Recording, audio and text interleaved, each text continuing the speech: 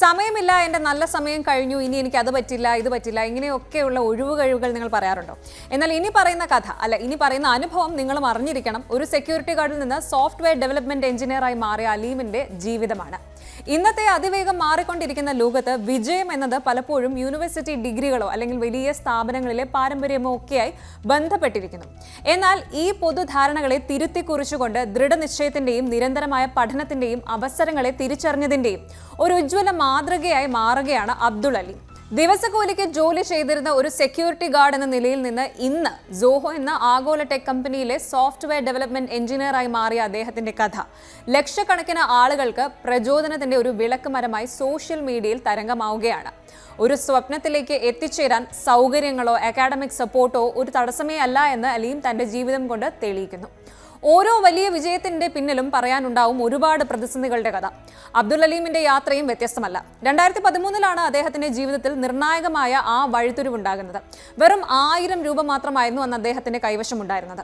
അതിൽ 800 രൂപ ട്രെയിൻ ടിക്കറ്റിനായി ചെലവഴിച്ചു. ബാക്കിയുണ്ടായിരുന്ന തുച്ഛമായ പണവും ഒരുപാട് സ്വപ്നങ്ങളുമായി അദ്ദേഹം വീട് വിട്ടിറങ്ങി. ഒരു ജോലിയോ തലചായ്ക്കാൻ ഇടമോ ഇല്ലാതെ ഏകദേശം 2 മാസത്തോളം തെരുവുകളിലായിട്ടായിരുന്നു ഇദ്ദേഹം ജീവിച്ചത്.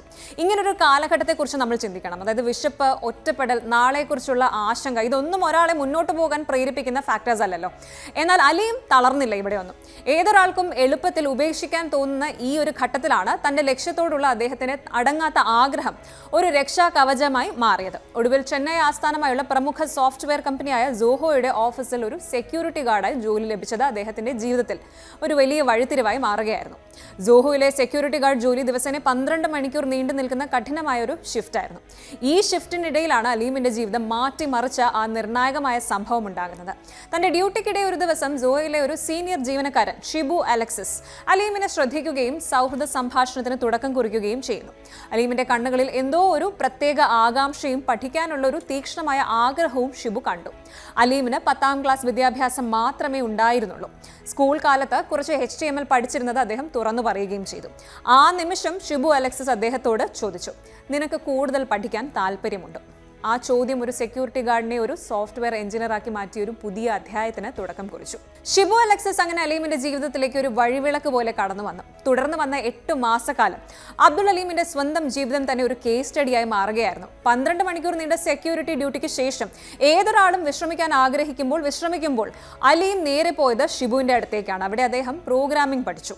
വിശ്രമിക്കാൻ ലഭിച്ചിരുന്ന സമയം മുഴുവൻ സ്വപ്നം യാഥാർത്ഥ്യമാക്കാനുള്ള ഒരു ഉപാധിയായി അദ്ദേഹം കണ്ടു. നിരന്തരമായ പഠനത്തിന്റെയും ഹാർഡ് വർക്കിന്റെയും ഫലമായി 8 മാസങ്ങൾക്ക് ശേഷം അലീം ഒരു ചെറിയ ആപ്ലിക്കേഷൻ നിർമ്മിച്ചു. ഉപയോക്താവിന്റെ വിവരങ്ങൾ സ്വീകരിച്ച് അത് വിഷ്വലൈസ് ചെയ്യുന്ന ഒരു ലളിതമായ ആപ്ലിക്കേഷൻ. ഈ ആപ്പ് ഷിബു അലക്സിസ് തന്റെ മാനേജർക്ക് മുന്നിൽ അവതരിപ്പിക്കുകയും ചെയ്തു. ഒരു സെക്യൂരിറ്റി ഗാർഡ് സ്വന്തമായി ഉണ്ടാക്കിയ ആപ്പ് കണ്ട് മാനേജർ അമ്പരന്നു. അലീമിനെ ഒന്ന് ഇന്റർവ്യൂ ചെയ്യാൻ സാധിക്കുമോ എന്നതായിരുന്നു മാനേജറുടെ അടുത്ത ചോദ്യം. എന്നാൽ അലീം അപ്പോഴും സംശയം പ്രകടിപ്പിച്ചു, എനിക്ക് കോളേജ് ഡിഗ്രി ഇല്ലല്ലോ എന്ന്.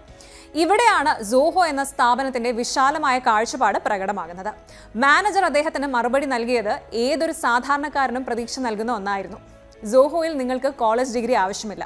ഇവിടെ പ്രധാനം നിങ്ങൾ ആരാണെന്നുള്ളതും അതുപോലെ നിങ്ങളുടെ കഴിവുകൾ എന്താണ് എന്നുള്ളതുമാണ്. അലീം ഇന്റർവ്യൂവിൽ പങ്കെടുത്തു, തന്റെ കഴിവുകൾ തെളിയിച്ചു. ഒടുവിൽ സോഹോയിൽ സോഫ്റ്റ്വെയർ ഡെവലപ്പറായി ജോലിയിൽ പ്രവേശിച്ചു. തന്റെ ജീവിതത്തിൽ അവസരം തന്ന് പിന്തുണച്ച ഷിബു അലക്സിസിനും ഡിഗ്രിയേക്കാൾ കഴിവുകൾക്ക് പ്രാധാന്യം നൽകിയ സോഹോയ്ക്കും അദ്ദേഹം നന്ദി രേഖപ്പെടുത്തി. ഇന്നതാ ലോകമെമ്പാടുമുള്ള പല ടെക് ഭീമന്മാരും കോളേജ് ഡിഗ്രി എന്ന സ്ട്രിക്റ്റ് കണ്ടീഷനിൽ നിന്ന് മാറിക്കൊണ്ടിരിക്കുകയാണ്. ഗൂഗിൾ, ആപ്പിൾ, IBM പോലുള്ള കമ്പനികളും സ്കിൽ ബേസ്ഡ് റിക്രൂട്ട്മെന്റിലേക്ക് ചുവട് മാറ്റുന്നു.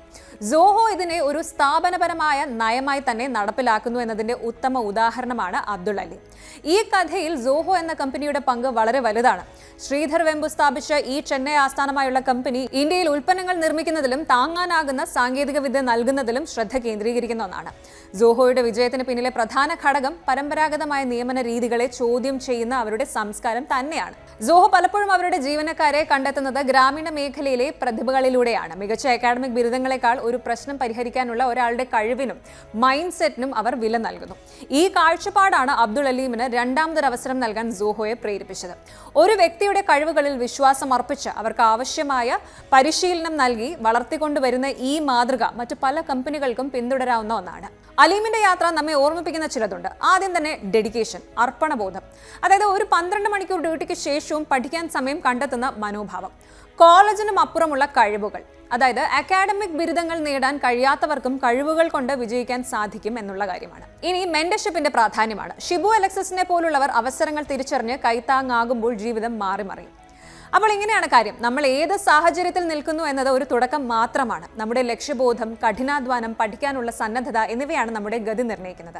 അബ്ദുൾ അലീമിന്റെ ഈ പ്രചോദനാത്മകമായ യാത്ര ഇനി എൻ്റെ സമയം കഴിഞ്ഞുപോയി എന്ന് വിശ്വസിക്കുന്ന ഓരോ വ്യക്തിക്കും പുതിയൊരു തുടക്കം കുറിക്കാനുള്ള ക്ഷണമാണ്. നിങ്ങളുടെ അടുത്ത 12 മണിക്കൂർ ഷിഫ്റ്റിങ്ങിന് ശേഷം നിങ്ങൾ എന്ത് ചെയ്യാനാണ് പോകുന്നത്? പഠിക്കാനാണോ അതോ വിശ്രമിക്കാനാണോ?